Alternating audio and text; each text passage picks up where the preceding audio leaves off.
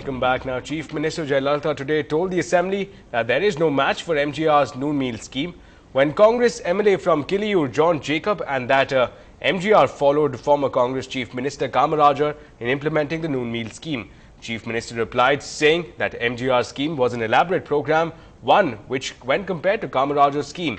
Now, she said that the scheme even inspired the Supreme Court to tell the centre that it should be expanded for the entire country.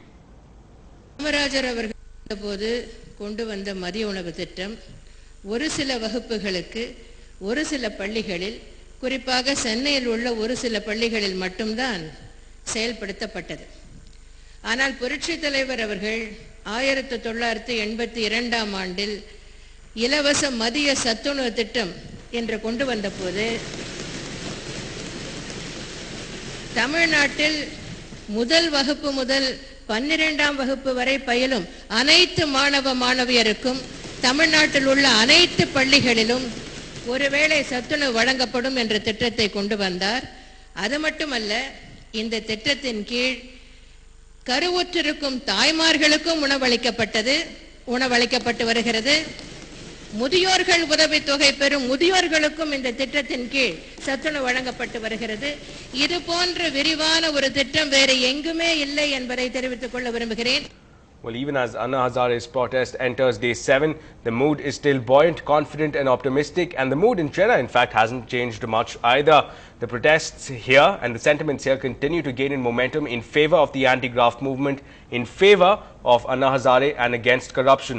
Of course, Monday, that's today, Chennai saw yet another candle vigil where people expressed their support for Anna Hazare and his anti-graft drive.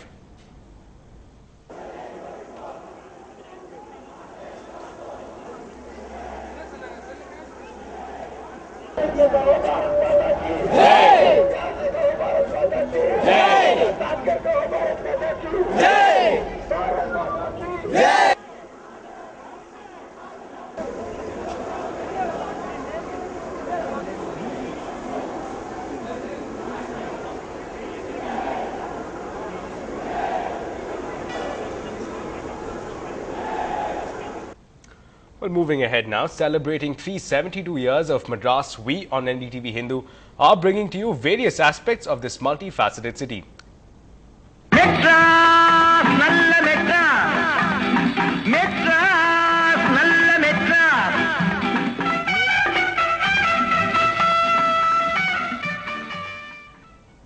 Well, Chennai, that was Madras, used to be the celluloid capital of India. Now, many of the studios have shut down, but more importantly, does the Chennai that we see in today's cinema reflect the city entirely, or is that only a slice of life? Let's listen in to our senior editor Bhama Ravi and a renowned film critic and the deputy editor of the Hindu, Bharadwaj Rangan, discussing this on Madras Day. Today, we do not see that kind of Chennai reflected in our Tamil cinema. Why is this? Why do we not see the Marina Beach or even the Mount Road or so many of the green spots that used to figure so much in all our Tamil films from the time of Sridhar to Balachandar to many others? We put these questions to a renowned film critic and deputy editor of the Hindu, Bharadwaj Rangan. Where is Chennai in Tamil cinema today? Cinema is pretty much a reflection of what the filmmaker wants to do, right? What he's grown up in. And earlier you used to have all these people like Sridhar and Balachandar.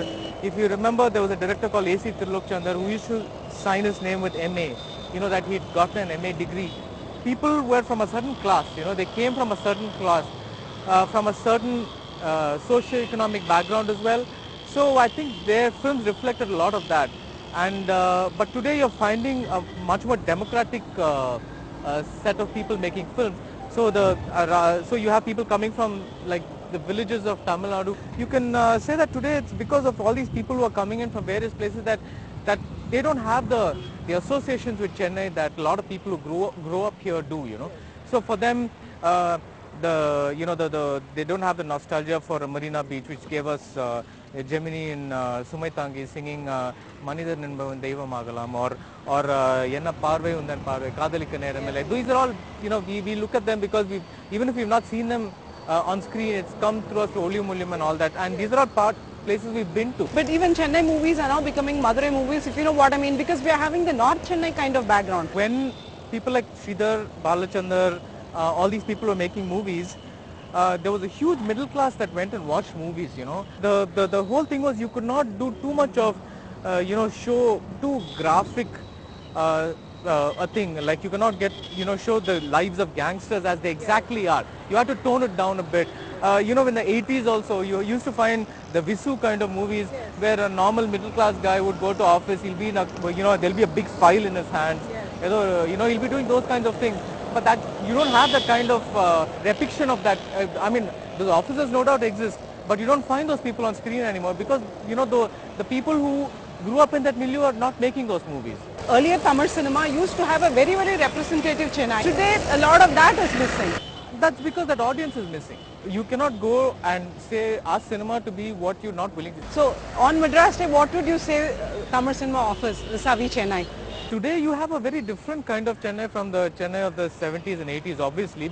You know, where if an outsider came and saw those movies, he'd think, oh, this is a nice, peaceful city. There are only domestic problems. You know, you know, they have all these crises of family troubles. And but, you know, nobody would have thought of, oh, Chennai is also a place where people slit each other's throats and, you know, talk in the foulest language. These are all things that were there earlier, but they never got on screen. So I would say we have a more egalitarian representation of Chennai now. I think in a sense, a lot of Chennaiites also might agree, but it's again a very debatable thing whether it's really the true Chennai that we see in Tamil cinema today.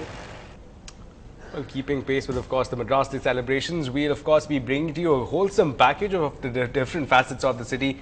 That'll be up at 9:30. But as of now, it's over to our sports correspondent, Natasha, who's been waiting keenly to get us all the sports action. Well, it seems like a certain disappointment really today in terms of the sports updates that we'll be bringing you ahead on the bulletin. It slipped out of his hands like sand, came so close yet so far. Yes, Sachin's 100th 100, short of 9 runs coming up.